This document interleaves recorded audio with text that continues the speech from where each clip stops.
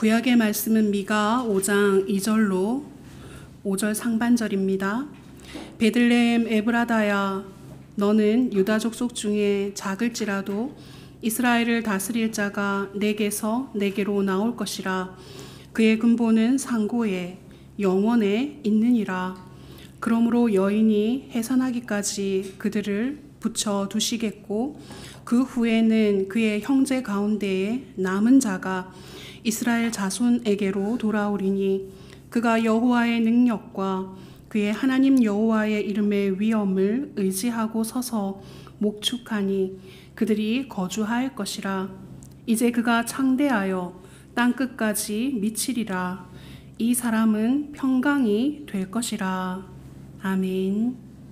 서신서의 말씀은 히브리서 10장 9절에서 10절입니다. 그 후에 말씀하시기를 보시옵소서. 내가 하나님의 뜻을 행하러 왔나이다 하셨으니 그 첫째 것을 패하심은 둘째 것을 세우려 하심이라. 이 뜻을 따라 예수 그리스도의 몸을 단번에 들이심으로 말미암아 우리가 거룩함을 얻었노라. 아멘. 복음서의 말씀 누가복음 1장 39절에서 53절입니다. 이때 마리아가 일어나 빨리 산골로 가서 유대 한 동네에 이르러 사가랴의 집에 들어가 엘리사벳에게 문안하니, 엘리사벳이 마리아가 문안함을 들으매 아이가 복중에서 뛰노는지라. 엘리사벳이 성령의 충만함을 받아 큰 소리로 불러 이르되, 여자 중에 네가 복이 있으며 네 태중의 아이도 복이 있도다. 내 주여 어머니가 내게 나아오니 이 어찌된 일인가. 보라, 내 문안하는 소리가 내 귀에 들릴 때 아이가 내 복중에서 기쁨으로 뛰노라도다. 주께서 하신 말씀이 반드시 이루어지리라고 믿은 그 여자에게 복이 있도다. 마리아가 이르되, 내 영혼이 주를 찬양하며 내 마음이 내 하나님 내 구주를 기뻐하였음은 그의 여종의 비천함을 돌보셨음이라. 보라, 이제후로는 만세에 나를 복이 있다 일컬으리로다. 능하신 네가 큰 일을 내게 행하셨으니 그 이름이 거룩하시며 긍휼하심이 두려워하는 자에게 대대로 이르는도다. 그의 팔로 힘을 보이사 마음의 생각이 교만한 자들을 흩으셨고 권세 있는 자를 그 위에서 내리치셨으며 비천한 자를 높이셨고 줄이는 자를 좋은 것으로 배불리셨으며 부자는 빈손으로 보내셨도다. 아멘. 주님의 말씀입니다. 이제 성탄이 정말 우리 몸으로 느껴지고 영혼으로 느껴지는 이제 그런 시기입니다. 마치 마리아에게서 산통이 시작되듯이 우리도 예민하게 임박한 성탄을 온 영혼으로 느끼고 있습니다. 지난 주일에 우리는 세례 요한의 광야의 외침을 통해서 이미 도끼가 나무 뿌리에 놓였으니 좋은 열매 맺지 아니하는 나무마다 찍혀 불에 던져지리라, 이 경고의 말씀을 들었습니다. 당시 사람들은 세례 요한의 이 경고를 심판의 긴박성 안에서 받아들였습니다. 그들은 정말 애절한 심정으로 요한에게 물어봤습니다. 그러면 우리가 무엇을 하리이까? 도끼가 나무 뿌리에 놓였고 심판이 임박했는데 그러면 우리가 어떻게 해야 됩니까? 그런 물음입니다. 이 긴박하고 애절한 이런 물음은 주님 오실 때가 가까운 이때에 우리가 물어야 하는 물음입니다. 이 물음에 대한 요한의 대답은 간명했습니다. 옷 2벌 있는 자는 옷 없는 자에게 나눠줄 것이요 먹을 것이 있는 자도 그렇게 할 것이니라. 세리에게는 부과된 것 외에는 거두지 말아라, 그렇게 말하고 군인에게는 남의 것을 강탈하거나 거짓 고발하지 말아라. 이렇게 당부하기도 했습니다.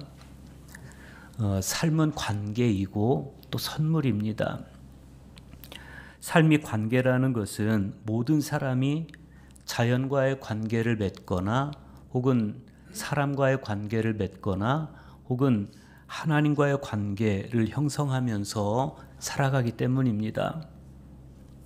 그리고 이 관계들은 나 혼자의 힘으로 맺혀지는 것이 아니고 마치 하늘에서 내리시는 이슬처럼 우리에게 주어지는 선물입니다. 오늘 우리가 예배의 부름에서 고백했듯이 오래전 이사야 선지자는 이렇게 외쳤습니다. 하늘은 높은 곳에서 정의를 이슬처럼 내리고 구름은 승리를 비처럼 뿌려라. 땅이여 열려서 구원을 싹트게 하고 공의도 함께 움돋게 할지어다 그랬습니다. 이처럼 관계에서 중요한 것이 정의와 구원과 공의인 까닭에 세례 요한은 모든 관계를 정의와 공의로 이루어 갈 것을 우리에게 당부하는 겁니다. 그런데 이 모든 관계들 중에서 가장 중요한 것이 하나님과의 관계입니다. 여러분은 하나님과의 관계를 어떻게 유지하고 계십니까? 하나님과의 관계를 가장 아름답게 받아들인 역사상 가장 귀한 고백이 복음서에 있습니다. 마리아의 고백입니다. 주의 여종이오니 말씀대로 내게 이루어지이다. 마리아는 이 고백과 함께 또 이 고백을 함으로써 하나님과의 가장 귀한 관계 안으로 또 가장 순수한 관계 안으로 들어감으로써 자신의 태를 내어드려서 예수님이 오시게 했습니다. 그래서인지 누가가 이 어린 마리아를 설명하는 그 표현이 예사롭지가 않아요. 누가는 엘리사벳의 입을 통해서 마리아를 이렇게 표현합니다. 주께서 하신 말씀이 반드시 이루어지리라고 믿은 그 여자. 이게 성경이 증언하는 또 누가가 봤던 또 엘리사벳이 고백하는 마리아에 대한 평가예요. 주께서 하신 말씀이 반드시 이루어지리라고 믿은 그 여자. 예수 그리스도의 오심은 바로 마리아의 이 고백과 자신의 태를 내어드리는 헌신을 통해서 이루어졌습니다. 그런데 이 마리아를 통한 성탄은 단지 마리아의 고백과 결단만으로 어느 날 불현듯 이루어진 건 아니었어요. 오래전 미가 선지자에 이런 예언이 있었습니다. 너 베들레헴 에브라다야, 너는 유다의 여러 족속 가운데 작은 족속이지만 이스라엘을 다스릴 자가 네게서 네게로 나올 것이다. 그의 기원은 아득한 옛날 태초에까지 거슬러 올라간다. 미가 5장 2절의 예언입니다. 지난 주일 우리가 구약성경에서 봤던 스바냐 선지자처럼 이 미가 선지자 역시도 12소선지 안에 들어가는 인물입니다. 그리고 예수님 탄생 700년 전에 살았던 인물이고 이사야 선지자와 동시대 인물입니다. 미가서에서 이 미가는 당시 정치 종교 지도자들을 향해서 매서운 질책을 합니다. 그 질책의 이유는 당시 정치 종교 지도자들이 부도덕했을 뿐만 아니라 가난한 자들에 대한 억압을 자행하고 예루살렘 성전에서는 그냥 형식적인 예배만 하고 있었기 때문입니다. 정치인들은 침상에서 악을 꾀하고 음모를 꾸미고 날이 새자마자 자기들의 권력을 이용해서 음모를 꾸민 대로 해치웠습니다. 그들은 밭을 탐해서 빼앗고 집을 탐해서 차지하고 가난하고 힘없는 사람들의 산업을 강탈했습니다.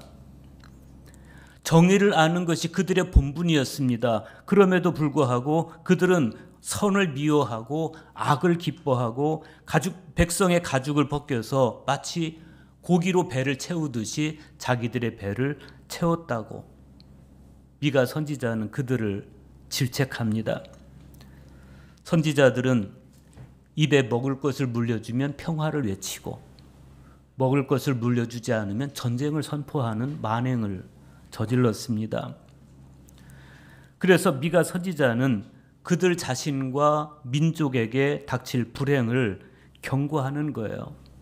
미가 3장 6절은 이렇습니다. 그러므로 너희가 밤을 만나리니 이상을 보지 못할 것이요 어둠을 만나리니 점치지 못하리라. 선지자 위에는 해가 져서 낮이 캄캄할 것이라. 백성들은 앞을 내다볼 수 없는 어둠에 휩싸이고 선지자들 위에는 태양이 사라져서 더 이상 이상이 보이지 않는 암흑의 세상이 될 것이다 라고 미가는 경고합니다. 더 이상 희망을 꿈꿀 수 없는 완벽한 절망, 완벽한 어둠에 대한 예언인데 그러면 이들은 어찌해야 되는 것일까? 미가 선지자에 따르면 타락한 정치, 종교, 권력자들에 의한 이 어두움은 언제까지 지속되느냐? 해산하는 여인이 아기를 낳을 때까지 지속된다 그랬어요. 다시 말하면 이 암흑이 지속되다가 마리아가 아기를 낳을 때까지 이 어둠은 지속될 것이다. 미가 5장 3절과 4절 보십시오. 그러므로 여인이 해산하기까지 그들을 붙여두시겠고 그 후에는 그의 형제 가운데 남은 자가 이스라엘 자손에게로 돌아오리니 그가 여호와의 능력과 그의 하나님 여호와의 이름의 위엄을 의지하고 서서 목축하니 그들이 거주할 것이라. 이제 그가 창대하여 땅 끝까지 미치리라 그랬어요. 여기서 미가 선지자는 여인이 해산한 아들이 즉 마리아가 해산한 아들이 이스라엘의 목자가 되어서 정의와 평화로 자기 양떼를 이끌 것이라고 예언합니다. 이 이상은 미가 선지자만 꿈꾼 것은 아니었습니다. 같은 시대에 활동했던 이사야 선지자도 처녀가 잉태하여 아들을 낳을 것을 예언하면서 그녀가 낳은 아들의 이름은 임마누엘이다. 그리고 그가 낳은 아들이 자기 양떼를 먹일 것이다 라고 예언을 했어요. 임마누엘, 하나님이 우리와 함께 하신다 그런 뜻이죠. 하나님께서 처녀가 잉태하여 낳은 아들을 통해서 우리와 임마누엘 함께 하신다. 이 약속을 이사야 선지자가 이사야 7장 14절에서 하고 있는 거예요.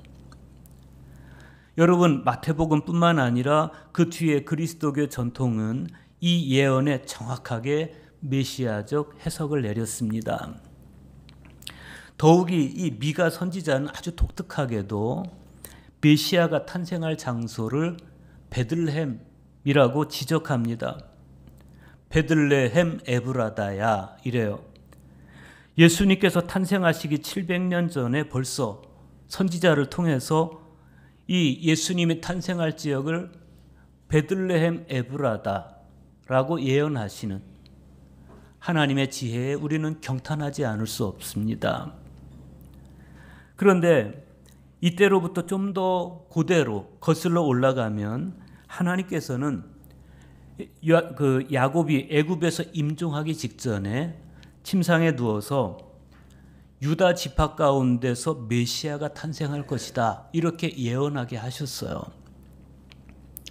그리고 또 수백 년이 지난 어느 날에는 나단 선지자를 다윗에게 보내서 메시아는 다윗의 가문에서 출생할 것이고 그는 영원히 다스릴 것이다 이렇게 예고하시게 했습니다. 오늘 미가의 예언은 다윗이 죽은 후에 250년이 지난 후에 이루어진 거예요. 이 예언이 이루어지려면 앞으로 700년이나 더 장구한 세월이 흘러야 됐습니다. 그런데 결국 이 예언은 이루어졌어요. 아기 예수님이 베들레헴에서 동정녀를 통해 탄생하셨는데 다윗의 후손이었습니다. 메시아가 베들레헴에서, 그것도 유다 지파 가운데서 탄생하셨다. 이건 별것 아닌 것 같지만 사실은 상징적인 메시지를 그 안에 담고 있습니다. 베들레헴은 아주 작은 시골 마을이었습니다. 그리고 유다는 가장 작은 지파이고 다윗의 가문은 그 작은 지파 중에서도 가장 작은 가문이었습니다.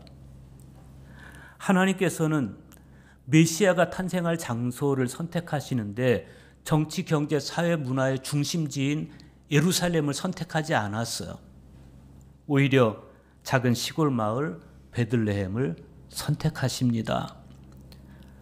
하나님은 당신의 뜻을 이루시기 위해서 인간의 강함이나 지혜를 필요로 하시지 않았습니다. 오히려 인간의 눈에 중요하지 않은 사람들, 약하고 작더라도 마리아처럼 하나님의 말씀을 붙들고 순종하고 자신의 태를 내어드리는 이런 사람들을 하나님은 사용하셨습니다. 당시에 헤롯은 새로 태어난 유대인의 왕을 묻는 동방 박사들의 방문을 받고 굉장히 당황합니다. 그래서 메시아 탄생의 장소를 알아내기 위해서 대제사장과 율법학자들을 소집해서 그 장소를 알려고 노력했고 또 온 예루살렘을 소동을 일으켰습니다. 그러나 하나님은 당신의 약속을 이루시는 것에 온 힘을 기울이셨습니다. 마리아라는 한 여인의 순종을 통해서 죄가 빚은 종살이와 사망의 악순환을 끝낼 메시아를 하나님은 탄생시키셨어요. 당신이 예언하시게 하신 대로 베들레헴에서, 유다 지파 중에서, 또 다윗의 가문에서. 천사 가브리엘로부터 수태고지를 들은 마리아는 서둘러서 여행길을 떠나서 엘리사벳에게로 달려갑니다. 마리아가 살던 나사렛은 북쪽 갈릴리에 있었고 엘리사벳이 살던 헤브론은 남쪽에 있는 산골 마을이었습니다. 그래서 북쪽 갈릴리에서부터 저 남쪽 헤브론까지 가려면 수백 리가 넘는 힘든 여정이었습니다. 일주일은 좋게 걸렸을 것이다. 그럼에도 이 마리아는 엘리사벳에게로 달려갑니다. 왜 마리아는 그 수백 리 길을 엘리사벳을 찾아서 갔을까? 수태고지를 들은 이 마리아가 나는 남자를 알지 못합니다. 그런데 어떻게 이런 일이 나에게 있을 수 있습니까? 이렇게 반문했을 때 그때 천사가 해준 대답이 뭐였습니까? 보라, 내 친족 엘리사벳도 늙어서 아들을 배었느니라. 본래 임신하지 못한다고 알려진 이가 이미 6달이 되었나니 대저 하나님의 말씀은 능하지 못하심이 없느니라. 이렇게 대답을 해주는 거죠. 마리아는 내가 처녀인데 난 남자를 알지 못하는데 어떻게 제가 아기를 가질 수 있단 말입니까? 이렇게 물은 것이고 천사의 대답은 네가 처녀라서 아들을 낳을 수 없다면 엘리사벳은 늙어서 아들을 낳을 수 없는 여인이다. 그런데 하나님의 말씀으로 잉태했다라고 알려주는 것이죠.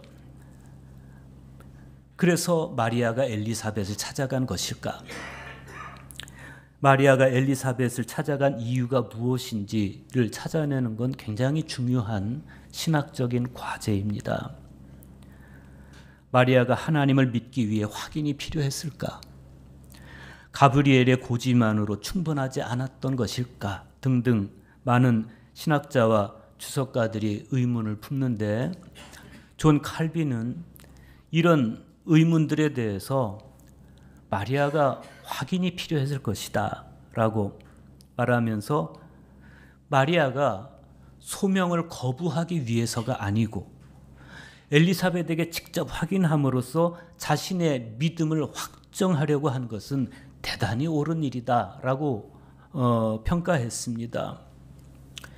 그런가 하면 6세기 영국의 수도자인 성 베드는 마리아가 엘리사벳에게 축하와 격려를 주기 위해서 헤브론을 방문한 것이다. 이렇게 말하기도 했습니다.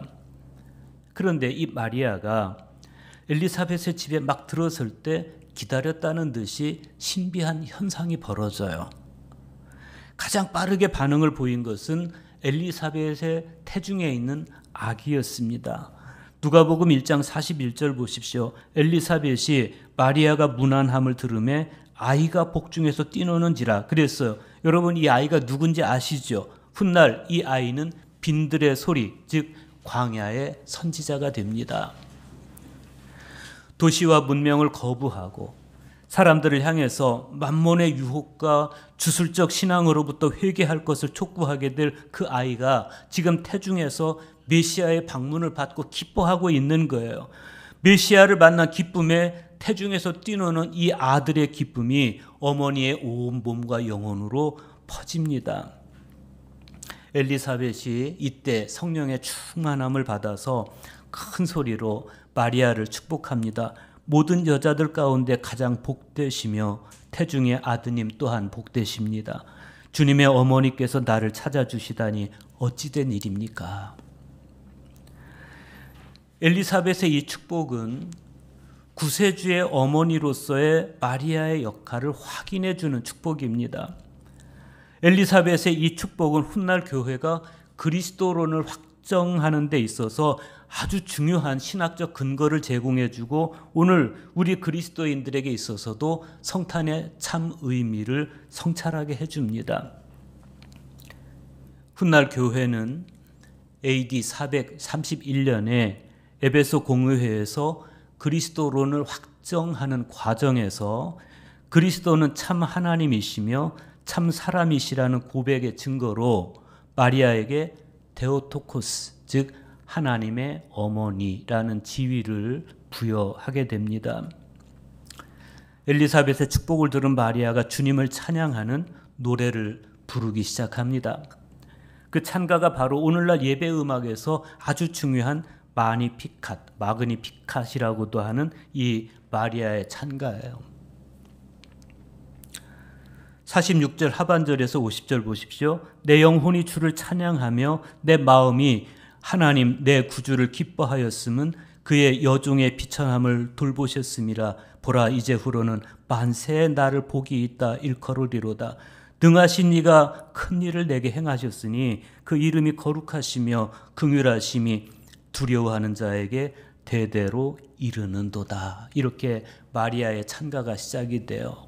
마그니피캇 아니마 메아 도미눔 이러면서 그 그레고리안 성가를 들으면 이 찬양이 나오죠.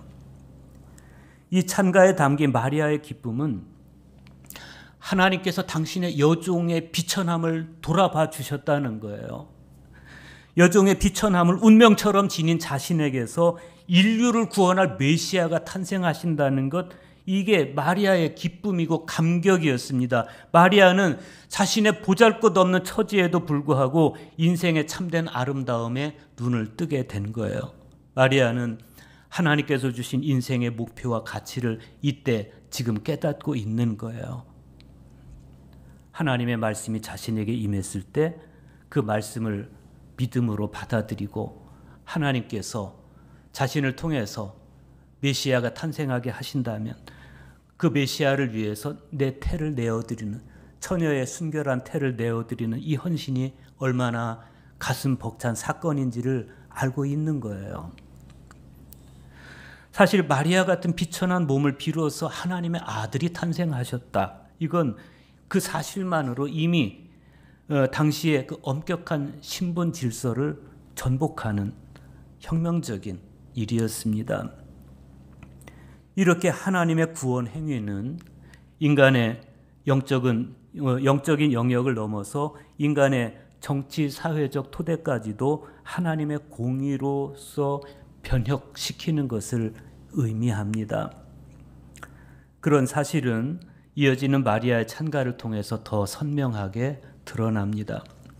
51절에서 55절 보십시오. 그의 팔로 힘을 보이사 마음의 생각이 교만한 자들을 흩으셨고 권세 있는 자를 그 위에서 내리치셨으며 비천한 자를 높이셨고 줄이는 자를 좋은 것으로 배불리셨으며 부자는 빈손으로 보내셨도다.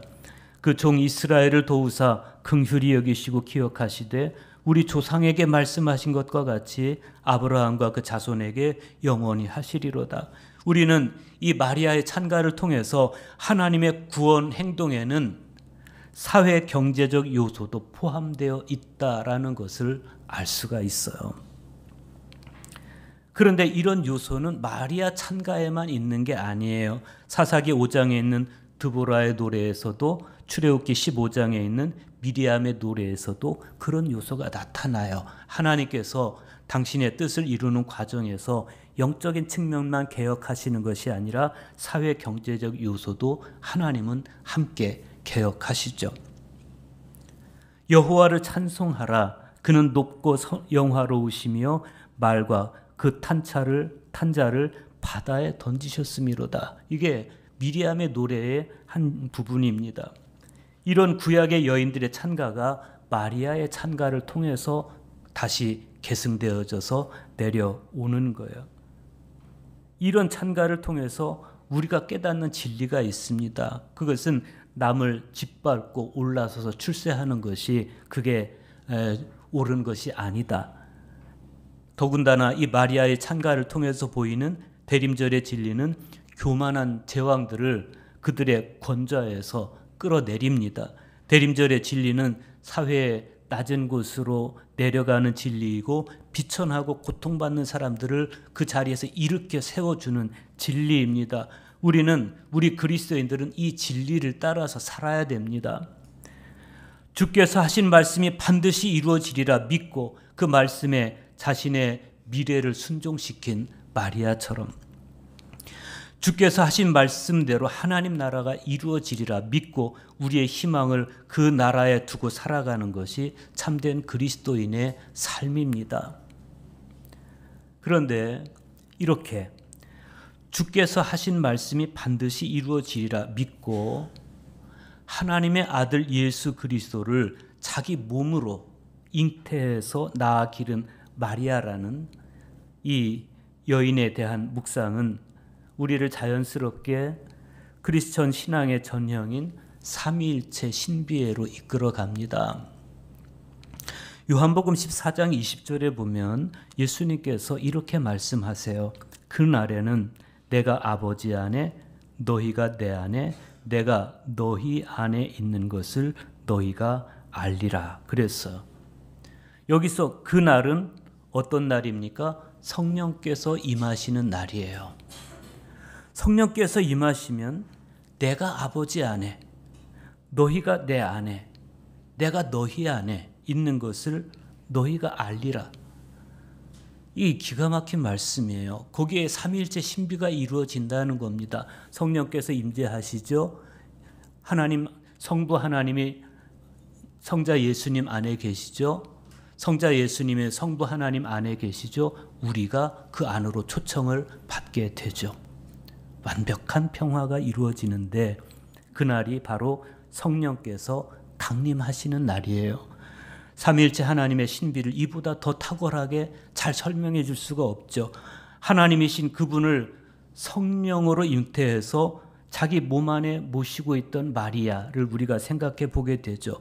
그런 마리아보다 어떻게 더 우리가 하나님을 가까이 모시겠어요? 그분이 나의 태로 임하셨는데 성육신, 말씀이 육신이 되어 오신 예수 그리스도, 그분의 성육신이 내 태중에 이루어졌어요. 기가 막힌 신비 아닙니까? 어떻게 마리아가 찬양하지 않을 수 있겠어요? 그래서 이 마리아는 오늘날 모든 그리스도인들이 본받아야 되는 신앙과 순종의 전형입니다. 말씀대로 내게 이루어지이다. 그렇게 고백하면서 처녀의 태를 내어드려서 하나님을 자기 몸 안에 맞아들인 말씀이 육신이 되어 오신 그분을 자신의 몸으로 맞이해드린 마리아. 마리아는 지금 그 사건이 자기 몸 안에서 이루어지리라고 믿고 그게 자연스러운 일은 아닌데 의학적으로 불가능한 일인데 그럼에도 불구하고 사랑하는 마음으로 기다려요.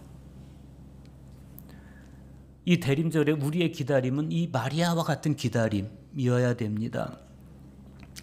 사랑하며 기다리는 마음, 바로 그 마음으로 인해서 인류의 구원의 역사가 이루어진 것입니다.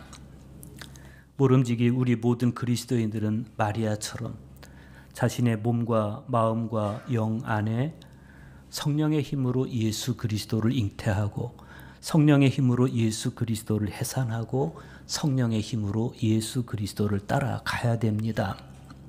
그런 의미에서 마리아는 오늘 우리여야 됩니다.